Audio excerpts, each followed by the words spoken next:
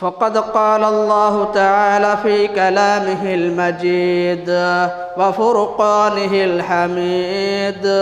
فأعوذ بالله السميع العليم من الشيطان الرجيم. بسم الله الرحمن الرحيم.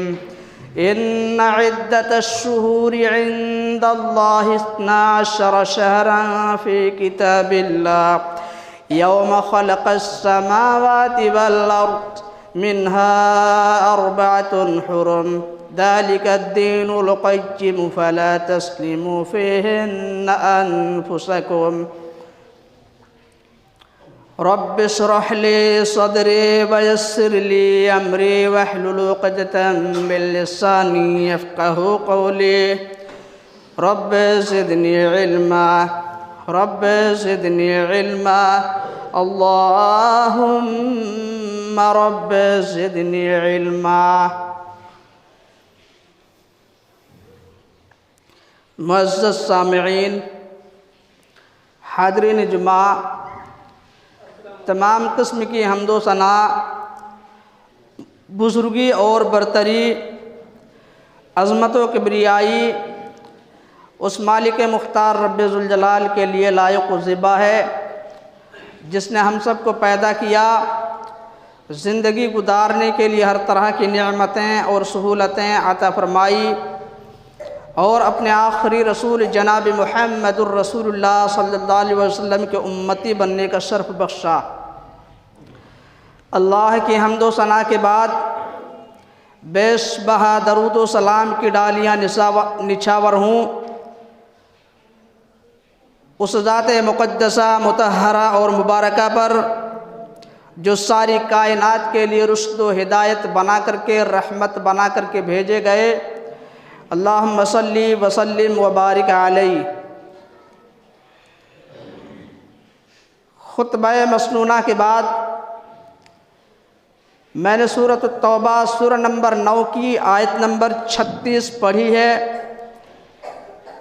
اس مناسبت سے میرا عنوان وہی ہے جو پچھلے خطبہ میں تھا، یعنی ماہ رجب اور اس کی بدعتیں. اللہ سے دعا ہے وہ ہم سب کو حق بولنے، خود اس پر عمل کرنے اور حق کا پیغام دوسروں تک پہنچانے کی توفیق دے. آمین. برادران اسلام، پچھلے خطبہ میں میں نے ماہ رجب کے تعلق سے کئی اہم باتیں بتانے کے ساتھ ساتھ رجب کے اس مہینے میں لوگوں نے جو بہت ساری بدعتیں ایجاد کر رکھی ہیں ان میں سے 2 بدعات کا تذکرہ کیا تھا. دوسری بدعت جو صلاۃ الرغائب نام کی ایک نماز ہے جسے لوگ رجب کے مہینے کے پہلے جمعہ کی رات میں مغرب اور عشاء کے درمیان پڑھتے ہیں. اس کی کیا کیفیت ہے یہ بھی میں نے بتائی تھی، اور پھر اس نماز کی شرعی حیثیت بھی چند علماء کے اقوال کی روشنی میں بتائی تھی. اور میں نے یہ کہا تھا کہ اس نماز کا شریعت سے کوئی تعلق نہیں ہے، کیونکہ رسول اللہ صلی اللہ علیہ وسلم نے یہ نماز کبھی نہیں پڑھی، نہ آپ نے کسی کو پڑھنے کی ترغیب دی. اسی طرح کسی صحابی نے نہیں پڑھی، کسی تابعی نے نہیں پڑھی، کسی امام نے نہیں، کسی محدث نے نہیں، بلکہ ابن رجب حنبلی رحمہ اللہ کے قول کے مطابق یہ نماز ایک بدترین بدعت ہے جو 4 صدی ہجری کے بعد ایجاد کی گئی. میں نے یہاں تک بتایا تھا. اب آئیے آگے دیکھتے ہیں. تیسری بدعت جو اس مہینے میں لوگ کرتے ہیں وہ یہ ہے کہ بعض لوگوں کا یہ عقیدہ ہے کہ رجب کے اس مہینے میں عمرہ کرنا افضل ہے. رجب کے اس مہینے میں عمرہ کرنا افضل ہے، عمرہ کرنے کا زیادہ اجر و ثواب ملتا ہے، اس لیے اس مہینے میں عمرہ کرنے کے لیے ضرور جانا چاہیے۔ میرے بھائیوں، آپ اس مہینے میں عمرہ کرنے کے لیے ضرور جائیں، لیکن اس عقیدے کے ساتھ نہیں کہ رجب کا مہینہ حرمت والا ہے اس لیے اس میں عمرہ کرنا افضل ہے، یا اس میں اگر عمرہ کریں گے تو اس کا زیادہ اجر و ثواب ملے گا۔ ایسی کوئی بھی بات رسول اللہ صلی اللہ علیہ وسلم سے ثابت نہیں ہے، اور نہ ہی یہ ثابت ہے کہ رسول اللہ صلی اللہ علیہ وسلم نے رجب کے مہینے میں کبھی کوئی عمرہ کیا ہے۔ حدیث کے اندر آیا، صحیح بخاری کتاب العمرہ چیپٹر نمبر 26 حدیث نمبر 1777، ام المومنین عائشہ رضی اللہ تعالیٰ عنہ بیان کرتی ہیں، ما اعتمر رسول اللہ صلی اللہ علیہ وسلم فی رجب قط، کہ اللہ کے رسول صلی اللہ علیہ وسلم نے رجب کے مہینے میں کبھی کوئی عمرہ نہیں کیا۔ لیجئے مسئلہ کلیئر ہو گیا کہ اللہ کے رسول صلی اللہ علیہ وسلم نے رجب کے مہینے میں کوئی عمرہ نہیں کیا، تو جب آپ صلی اللہ علیہ وسلم نے رجب کے مہینے میں عمرہ نہیں کیا تو پھر عمرہ کرنا رجب کے مہینے میں افضل کیسے ہو گیا؟ میرے بھائیوں، افضل کوئی عمل تبھی کہلائے گا جب رسول اللہ صلی اللہ علیہ وسلم نے اس عمل کو خود کیا ہو یا اپنے کرنے کی ترغیب دی ہو، لیکن اس مسئلہ میں اس قسم کی کوئی بھی بات نبی صلی اللہ علیہ وسلم سے ثابت نہیں ہے۔ نبی صلی اللہ علیہ وسلم کی آپ پوری زندگی اٹھا کے دیکھ لیجئے، آپ صلی اللہ علیہ وسلم نے اپنی زندگی میں 4 عمرے کیے۔ کتنے عمرے کیے؟ 4 عمرے۔ 3 عمرے ذی قعدہ کے مہینہ میں 3 عمرے ذی قعدہ کے مہینہ میں۔ یہ کون سا مہینہ ہے؟ یاد رکھیے، یہ اسلامی سال کا 10واں مہینہ ہے۔ ذی قعدہ اسلامی سال کا 10واں مہینہ ہے۔ رمضان کے بعد شوال کا مہینہ آتا ہے، شوال کے بعد ذی قعدہ کا مہینہ آتا ہے، اور یہ وہ مہینہ ہے جس مہینے سے حج کا موسم بھی شروع ہو جاتا ہے۔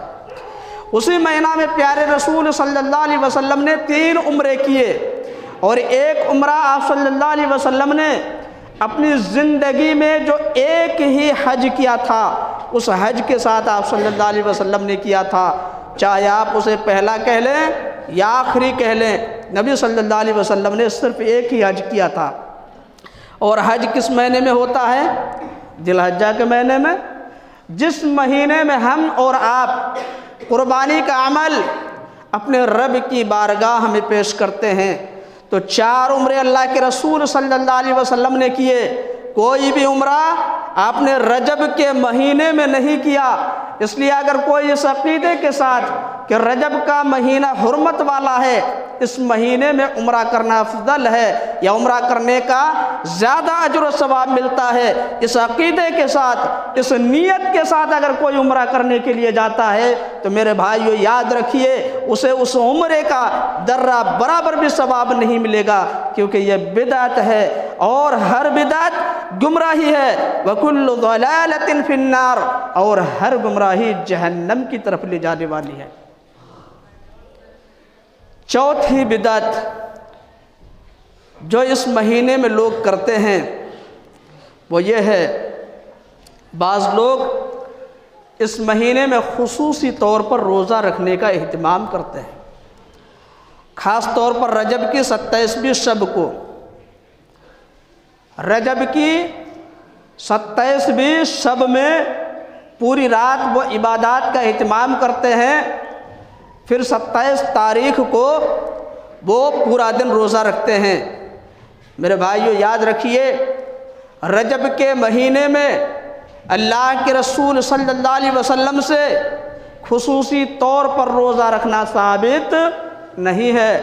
حافظ ابن حجر عسقلانی رحمہ اللہ اپنی کتاب تبیین العجب بما ورد فی فضل رجب کے صفحہ نمبر 71 میں لکھتے ہیں، लम यरिद फ़ी फ़द्ल शहर रजबिन वला फ़ी सियामिही वला फ़ी सियाम शैइन मिन्हु मुअय्यन वला फ़ी क़ियाम लैलतिन मख़सूसतिन हदीसुन सहीहुन यस्लुहु लिल हुज्जा। कहते हैं कि रजब महीने की फ़जीलत या उसके रोज़ों की फ़जीलत या उसमें किसी मुतअय्यन दिन के रोज़ा की फ़जीलत या उसमें किसी मुतअय्यन रात के क़याम की फ़जीलत में कोई ऐसी हदीस नहीं जो काबिल हुज्जत हो, यानी जिससे इस्तिदलाल किया जा सके। मगर जो लोग इस महीने में रोज़ा रखते हैं उन्होंने बहुत सारी झूठी और मन घड़त हदीसों का सहारा लिया हुआ है। सिर्फ एक हदीस आपको सुनाऊंगा, बाकी हदीसों का क्या हाल होगा वो आपको खुद समझ में आ जाएगा। नबी सल्लल्लाहु अलैहि वसल्लम की तरफ मंसूब करके कहा गया कि नबी सल्लल्लाहु अलैहि वसल्लम ने फरमाया, मन सामा यौमम मिन रजबिन वसल्ला फीही अर्बअ रकात यक़रअु फी अव्वल रकातिन मिअत मर्रतिन आयतल कुर्सी व फिर रकात सानियत मिअत मर्रतिन कुल हुवल्लाहु अहद लम यमुत हत्ता यरा मक़अदहु फिल जन्नह। कहते हैं कि जो शख्स रजब के महीने में एक दिन का रोज़ा रखे और उसमें 4 रकात नमाज इस तरीक़े से पढ़े कि पहली रकात में 100 मरतबा आयतुल कुर्सी और दूसरी रकात में 100 मरतबा सूरह इखलास की तिलावत करे तो उसकी मौत नहीं होगी यहाँ तक कि जन्नत में अपना ठिकाना ना देख ले। अल्लामा इब्नुल जौज़ी रहमहुल्लाह अपनी किताब अल मौज़ूआत जिल्द नंबर 2 सफ़ा नंबर 438 में इस हदीस को नकल करने के बाद कहते हैं कि हादा हदीसुन मौज़ू, कि यह हदीस बातिल है, मन घड़त है और रसूलुल्लाह सल्लल्लाहु अलैहि वसल्लम पर घड़ी गई है, यह झूठी हदीस है। मेरे भाइयों, बाकी हदीसों का भी यही हाल है। लेकिन आप देखिए, जो लोग इस महीने में रोज़ा रखते हैं वो इसे सही साबित करने के लिए, यानी बिदअत को सुन्नत साबित करने के लिए वो झूठी हदीसें बयान कर रहे हैं, जबकि रसूलुल्लाह सल्लल्लाहु अलैहि वसल्लम ने झूठी हदीस बयान करने वालों के बारे में सख्त वईद सुनाई है। आप सल्लल्लाहु अलैहि वसल्लम ने ऐसे लोगों को सख्त वईद सुनाई है। हदीस के अंदर आया, सही बुखारी किताब जनाइज़ चैप्टर नंबर 23 हदीस नंबर 1291, अल्लाह के रसूल सल्लल्लाहु अलैहि वसल्लम ने फरमाया, मन कज़ब अलैया मुतअम्मिदन फलयतबव्वअ मक़अदहु मिनन नार, कि जिसने मुझ पे जानबूझ के झूठ बोला उसे चाहिए कि वो अपना ठिकाना जहन्नम में बना ले। तो मेरे भाइयों, ऐसे लोगों को अपने गिरबान में झांक के देखना चाहिए जो अपने आप को आशिक़ रसूल कहते हैं, नबी सल्लल्लाहु अलैहि वसल्लम की मोहब्बत का दावा करते हैं, लेकिन वो बिदात को रिवाज दे रहे हैं बजाय इसके कि वो सुन्नत को आम करे, सुन्नत को फैलाए, सुन्नत को जारी करे। नबी सल्लल्लाहु अलैहि वसल्लम ने उनके बारे में कितना सख्त जुमला इरशाद फरमाया, उन्हें डरना चाहिए। बहरहाल रजब के इस महीने में ख़ास तौर पर रोज़ा रखना नबी सल्लल्लाहु अलैहि वसल्लम से साबित नहीं है, लेकिन वो लोग रखते हैं। आप देख लीजिए, रजब की 27वीं शब में पूरी रात उनके यहाँ वाज़ो नसीहत की मजलिसें मुनक़िद की जाती हैं, खिताबात होते रहते हैं, बयानात होते रहते हैं, वह नसीहत की जाती है। इसी तरह जब आखिरी रात होता है तो उसमें बाज़ाब्ता उस रोज़ा के लिए ये ऐलान किया जाता है, उनकी मस्जिदों से उस रोज़ा के लिए ये ऐलान किया जाता है। क्यों ऐसा करते हैं? उनका ये अक़ीदा है कि रजब की 27वीं शब को ही प्यारे रसूल सल्लल्लाहु अलैहि वसल्लम को मिराज कराया गया था, इसीलिए वो पूरी रात शब बेदारी करते हैं, एहतिकाफ़ करते हैं, दिन में रोज़ा रखते हैं और दीगर नेक काम करने की कोशिश करते हैं। मेरे भाइयों, याद रखिए, इसरा और मिराज ये रसूलुल्लाह सल्लल्लाहु अलैहि वसल्लम का बहुत बड़ा मौजज़ा है, लेकिन ये यकीन के साथ कहना कि रसूलुल्लाह सल्लल्लाहु अलैहि वसल्लम को रजब की 27वीं शब को या रजब के महीने में मेराज कराया गया, इस सिलसिले में कोई सही सरीह मरफू हदीस रसूलुल्लाह सल्लल्लाहु अलैहि वसल्लम से साबित नहीं है। अल्लामा हाफिज़ इब्न हजर अस्क़लानी रहमहुल्लाह اپنی مایہ ناز کتاب فتح الباری جلد نمبر 2 صفحہ نمبر 257 میں لکھتے ہیں کہ اس مسئلہ میں یعنی رسول اللہ صلی اللہ علیہ وسلم کو کب معراج کرایا گیا، اس مسئلہ میں سیرت نگاروں کے جنہوں نے نبی صلی اللہ علیہ وسلم کی سیرت لکھی انہوں نے 36 سے زیادہ اقوال نقل کیے ہیں۔ اللہ اکبر میرے بھائیوں، ایک مسئلہ میں 36 سے زیادہ اقوال ہیں۔ آپ ذرا تصور کیجئے اس کی کیا حیثیت ہو سکتی ہے۔ کسی نے کہا کہ جس سال رسول اللہ صلی اللہ علیہ وسلم کو نبوت ملی یعنی جس سال نبی بنائے گئے اس سال آپ کو معراج کرایا گیا۔ کچھ لوگوں نے کہا کہ نبوت کے 5ویں سال یعنی نبی بننے کے 5 سال بعد معراج کرایا گیا۔ کچھ لوگوں نے کہا کہ نبی بننے کے 10 سال بعد آپ کو معراج کرایا گیا۔ کچھ لوگوں نے کہا کہ نبی بننے کے 12 سال کے بعد آپ کو معراج کرایا گیا۔ کچھ لوگوں نے کہا کہ نبی بننے کے 13 سال بعد رجب کی 27ویں شب کو معراج کرایا گیا۔ کچھ لوگوں نے کہا کہ رمضان میں آپ کو معراج کرایا گیا۔ کچھ لوگوں نے کہا محرم میں آپ کو معراج کرایا گیا، اور کچھ لوگوں نے ربیع الاول کا مہینہ بتایا۔ غور کیجیے آپ، یعنی سیرت نگار کسی ایک قول پر متفق ہی نہیں ہو پائے کہ فلاں رات میں یا فلاں تاریخ میں رسول اللہ صلی اللہ علیہ وسلم کو معراج کرایا گیا تھا۔ اس لیے یہ عقیدہ رکھنا کہ رجب کی 27ویں رات میں خصوصی طور پر عبادات کی جائے اور اگلے دن کا روزہ رکھا جائے، یہ بالکل شریعت کے خلاف ہے، اس کا شریعت سے کوئی تعلق نہیں ہے۔ یہ اس سلسلے کی پہلی بات ہے میرے بھائیوں۔ دوسری بات یہ ہے، چلیے ہم مان لیتے ہیں کہ رجب کی 27ویں شب کو رسول اللہ صلی اللہ علیہ وسلم کو معراج کرایا گیا، لیکن اس سے یہ کہاں ثابت ہوتا ہے کہ اس رات میں خصوصی طور پر عبادت کی جائے اور اگلے دن کا روزہ رکھا جائے؟ اس مسئلہ میں ہمارا موقف یہ ہے کہ رسول اللہ صلی اللہ علیہ وسلم نے اگر اس رات میں خصوصی طور پر کوئی عبادت کی تھی تو ہمیں بھی کرنی چاہیے، اور اگر آپ نے نہیں کی اور یقیناً نہیں کی تو ہمیں بھی نہیں کرنی چاہیے۔ اسی طرح اگر کسی کے پاس اس بات کی دلیل ہے کہ رسول اللہ کے صحابہ معراج کے واقعہ کے بعد ہر سال رجب کی 27ویں شب کو وہ خصوصی طور پر عبادات کا اہتمام کرتے تھے تو وہ دلیل پیش کرے تاکہ ہم بھی ان صحابہ کرام کے نقش قدم پہ چلتے ہوئے رجب کی 27ویں شب کو ہر سال خصوصی عبادات کا اہتمام کریں گے اور روزہ رکھیں گے۔ لیکن اگر اس کا کوئی ثبوت نہیں اور یقیناً نہیں ہے تو باطل، خرافات اور واہیات سے بچنا چاہیے اور خالص دین پر ہی عمل کرنا چاہیے۔ تیسری بات، رجب کی 27ویں شب کے حوالے سے یا رجب کے 27ویں دن کے روزہ کے حوالے سے جو کچھ بیان کیا جاتا ہے وہ سب کے سب جھوٹ ہے۔ علامہ عبدالحی حنفی رحمہ اللہ احناف کے بہت بڑے عالم گزرے ہیں، انہوں نے اپنی کتاب الآثار المرفوعہ کے صفحہ نمبر 77 میں لکھا ہے کہ وَمَا اشْتَهَرَ فِي بِلَادِ الْهِنْدِ وَغَيْرِهِ أَنَّ صَوْمَ صَبَاحِ تِلْكَ اللَّيْلَةِ يَعْدِلُ أَلْفَ صَوْمٍ فَلَا أَصْلَ لَهُ۔ کہتے ہیں کہ یہ جو انڈیا، پاکستان، بنگلہ دیش کے لوگوں میں مشہور کر دیا گیا ہے کہ معراج کی صبح کو روزہ رکھنا 1000 روزوں کے برابر ہے، یعنی 1000 روزوں کا اجر و ثواب ملے گا، کہتے ہیں کہ یہ بالکل بے بنیاد بات ہے، اس کی کوئی حقیقت نہیں ہے۔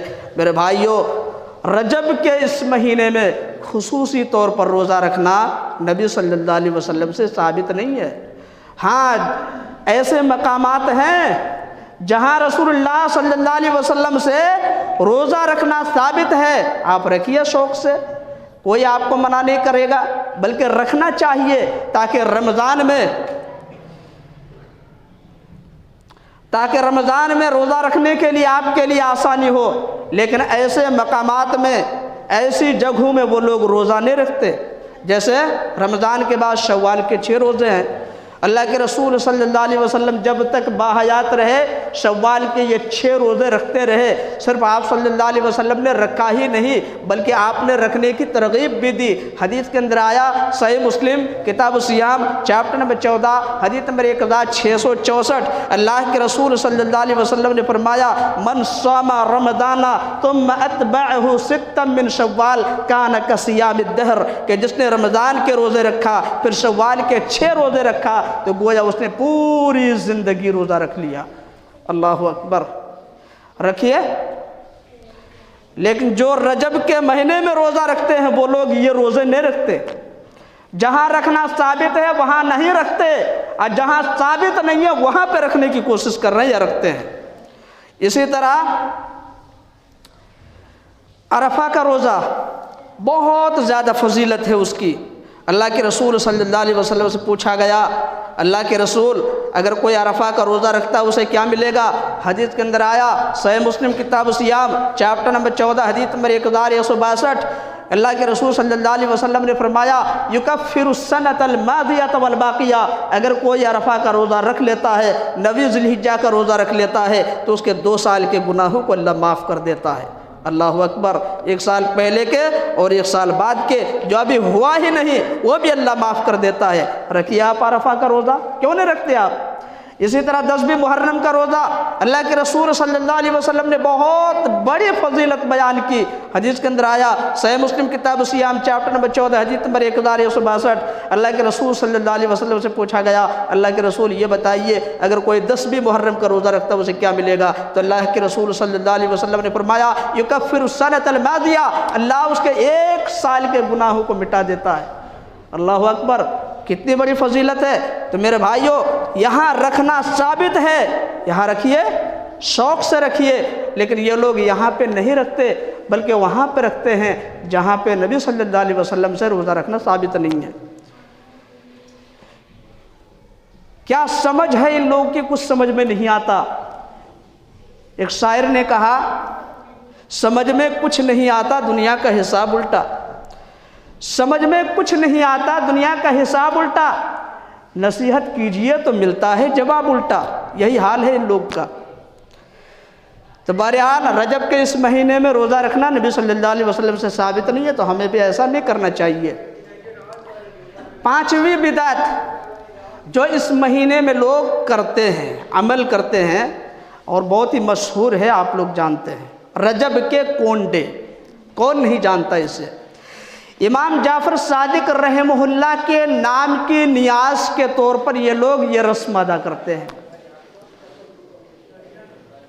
کہا جاتا ہے اپنے ملک ہندوستان کے ایک آدمی نے داستان عجیب کے نام سے ایک اسٹوری بنائی اور اس میں اس نے امام جعفر صادق کے حوالے سے لکھا کہ امام جعفر صادق رحمہ اللہ نے کہا کہ جو شخص 22 رجب کو میرے نام کی نیاز کے طور پر رجب کے کونڈے کرے اور میرے وسیلے سے دعا مانگے تو اس کی مراد ضرور پوری ہوگی، اور اگر پوری نہیں ہوئی تو قیامت کے دن میرا دامن ہوگا اور اس کا ہاتھ ہوگا۔ العیاذ باللہ۔ میرے بھائیوں ذرا غور کیجئے، وہ رسم جو نبی صلی اللہ علیہ وسلم کی وفات کے 1400 سال بعد ایجاد کی گئی، وہ دین کا حصہ کیسے ہو سکتی ہے؟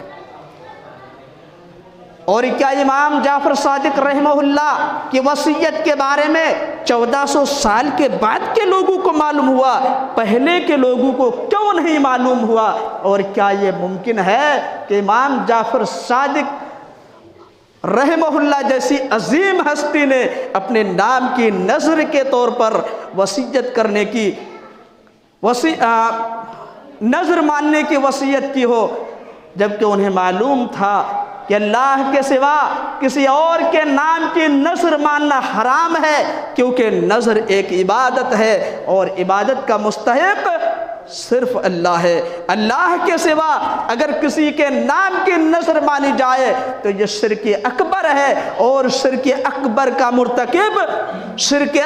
کا مرتکب دین اسلام سے خارج ہو جاتا ہے۔ لہذا امام جعفر صادق جیسی عظیم ہستی کے بارے میں یہ گمان ہرگز نہیں رکھا جا سکتا کہ وہ ایسی وصیت کریں گے جو شرک تک پہنچنے کا ذریعہ بن جائے۔ اور پھر میرے بھائیوں ذرا اپنی عقل سے سوچیں کہ 22 رجب کا امام جعفر صادق رحمہ اللہ سے کیا تعلق ہے۔ اس دن نہ وہ پیدا ہوئے، نہ ان کی وفات ہوئی، یعنی نہ ان کی تاریخ پیدائش ہے اور نہ ان کی تاریخ وفات ہے یہ 22 رجب، بلکہ یہ اصل میں شیعوں اور رافضیوں کی سازش ہے۔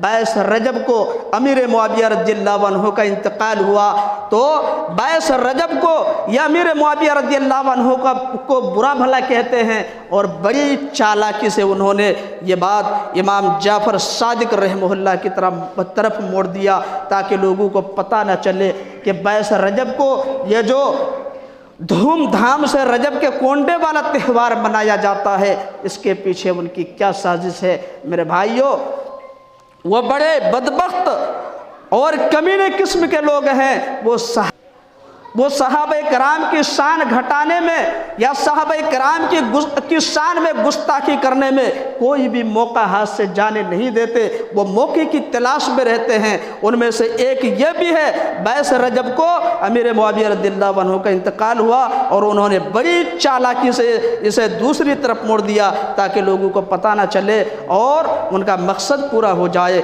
اور آج وہ اپنے مقصد میں کامیاب ہیں۔ 22 رجب کو اپنے آپ کو اہل سنت والجماعت کہلانے والے لوگ آپ دیکھ لیجئے بڑی دھوم دھام سے یہ رجب کے کونڈے والا تہوار مناتے ہیں۔ میرے بھائیوں یہ ایک جھوٹی کہانی ہے جسے دشمنان اسلام نے امیر معاویہ رضی اللہ عنہ کی شان گھٹانے کے لیے گھڑی ہے۔ اس لیے اگر آپ مسلمان ہیں تو اس طرح کی غلط رسموں سے ضرور بچیں اور خرافات سے بچنے کی کوشش کریں۔ جو اسلام میں نہیں ہے اسے زبردستی اسلام میں ایڈ کرنے کی کوشش نہ کریں۔ اگر آپ ایسا کریں گے تو یاد رکھیے قیامت کے دن آپ کو کتنی چیزوں سے محروم ہونا پڑے گا۔ نبی صلی اللہ علیہ وسلم کی رفاقت سے محروم ہوں گے، نبی صلی اللہ علیہ وسلم کے ہاتھ سے حوض کوثر کا جام پینے سے محروم ہوں گے۔ حوض کوثر کے پاس آپ کو جانے نہیں دیا جائے گا بلکہ دھکے مار کر کے وہاں سے بھگا دیا جائے گا۔ اسی طرح جنت سے بھی محروم ہو جائیں گے، یہاں بھی نقصان وہاں بھی نقصان۔ اس لیے ان چیزوں کو رواج نہ دیں، بدعات کو رواج نہ دیں بلکہ سنت کو رواج دیں، سنت کو پھیلائیں، سنت کو عام کریں اور نبی صلی اللہ علیہ وسلم کا پیغام لوگوں تک پہنچانے کی کوشش کریں۔ میرے بھائیوں یہ وقت کی پکار ہے، اللہ سے دعا ہے کہ اللہ تعالی ہمیں بدعات و خرافات سے بچنے کی توفیق دے۔